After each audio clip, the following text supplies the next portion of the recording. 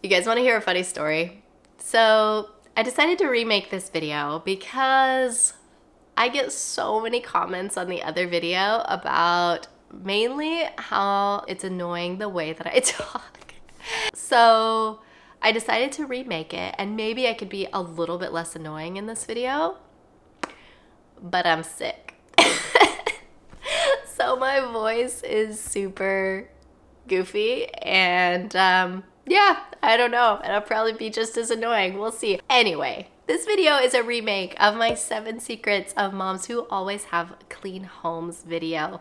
And I'm, just remaking it to see if you guys like this video a little better, if I have gotten better at making videos since that original video. I think it was my 3rd, 4th, or 5th video. I can't quite remember right now, but it is still one of my most popular videos. So I thought it was time for a little update.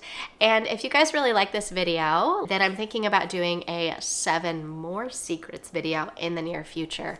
But you can give it a thumbs up, let me know. You can let me know in the comments if you would like 7 more secrets, or if you just want to talk about how I talk weird, that's fine too. You can tell me in the comments down below. But let's go ahead and get into this. Be sure to stick around to the end of the video because I do have a special announcement. If you have not seen the announcement already, be sure to watch to the end, or you can skip to the end if you want to know what it is and then come back and listen to the 7 secrets again with me. And you don't want to miss that announcement though, because it is about something that is coming up next week. So let's go ahead and get into the 7 secrets of moms who always have clean homes. Now, I do just want to say a little caveat here. One of the other most common comments that I get on this video is that is a completely unrealistic expectation to put on yourself to always have a clean house when you have kids. And I can see what people are saying with this. I can see the point. Like, you don't want your house to be so clean that your kids aren't enjoying their life and can't play in it. But I think that there are things you can do, especially for people like myself who just do better when their house is clean. I find clutter and mess stressful on myself, for myself. So if you are someone like me, implementing these things can definitely help. I'm not saying that my house is never messy or never has toys in it. In fact, most days it gets messy, but then it is easy to clean up once we are done having fun, once we are done playing. But yeah, this last week I got sicker than I have been in probably 2 years. Very sick. My husband actually took a day off work to help take care of the kids so I could stay in bed. That's how sick I was. And my room was a mess. It's still kind of a mess.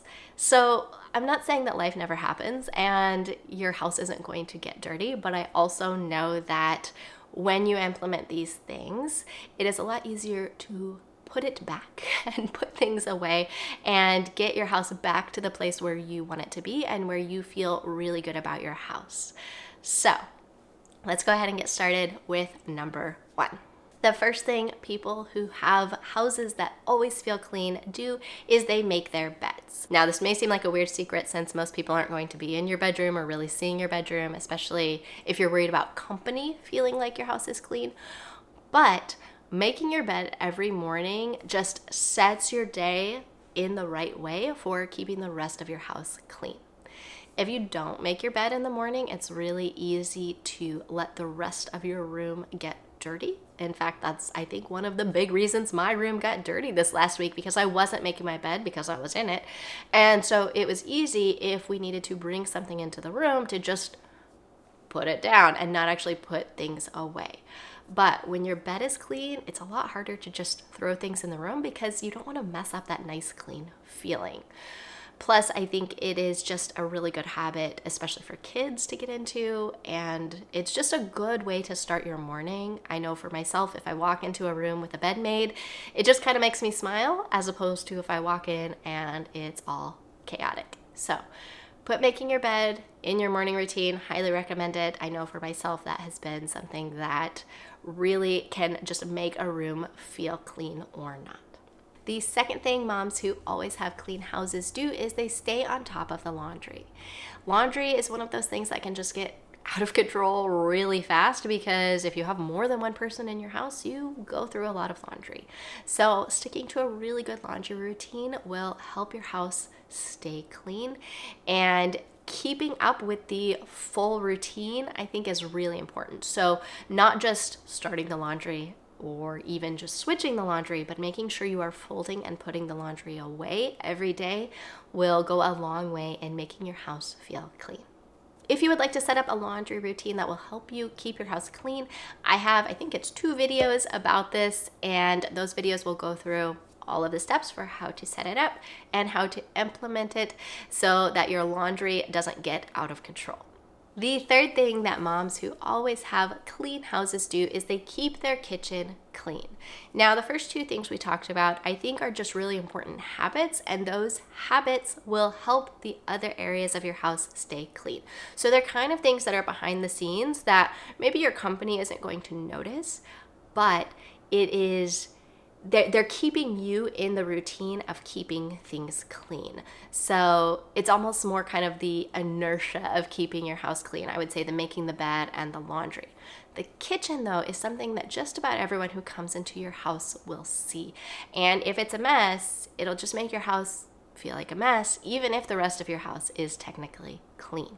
So getting a good kitchen cleaning routine underway and really cleaning that kitchen after every meal will make a huge difference in making your house feel clean all the time, even if you haven't technically done any cleaning. If you would like some help coming up with a good kitchen cleaning routine, I have some videos that could help you out with that, and I will put those in the cards and in the description down below.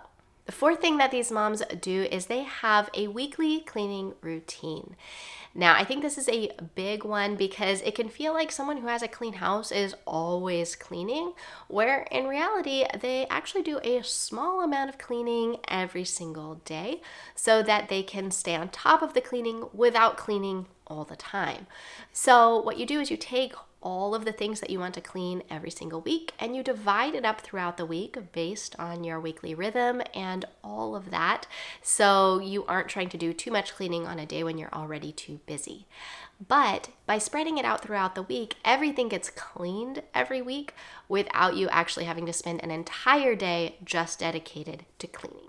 Again, if you would like a video showing you how to create a weekly cleaning routine, I will pop some videos that I have done in the past in the cards and in the description down below, and you can check those out.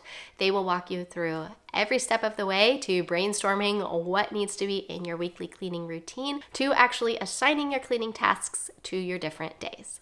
The 5th thing that moms who always have clean houses do is they make time for cleaning in their daily schedule.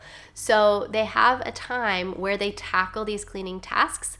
It doesn't have to be a lot of time, maybe 20 minutes, maybe 30, maybe even just 10 minutes, but it gives them that time where they can do the cleaning without feeling like they are pushing it around all of their other activities. They actually have a set time where they will clean every day. And because the cleaning is a part of their normal routine, it just becomes a habit, and it just gets done without any stress or without it feeling like it's overtaking any other activities. The 6th thing that moms who always have clean houses do isn't actually even something they do, it's something they did. So this is making sure that they don't have too much clutter in their house. And this may have happened one of 2 ways. Either they used to have a really cluttered house and they took the time to declutter it, or they decided that they weren't going to allow too much clutter to come into their house in the first place, so it never really built up. Either way, they have a manageable amount of things in their house, so even when things get out of control or crazy or chaotic, it's not that hard to put everything back where it needs to be. This is kind of what I was alluding to earlier when I said my room is kind of a mess right now because I have been pretty sick this past week. But I know it won't take me long to put everything back where it needs to go because I don't have a large amount of clutter. I'm very intentional about not allowing a lot of clutter into our house, and I have actually gone through and decluttered our house in the past, so it's not hard to put things away even when life happens and things get a little messy from time to time. If you are interested in learning more about how to declutter, I will put some links to videos about how to declutter in the cards and in the description down below, and I definitely recommend you check those out if that's something you think that you might need to do. The seventh thing that moms who have clean houses all the time do is they put things back where they belong.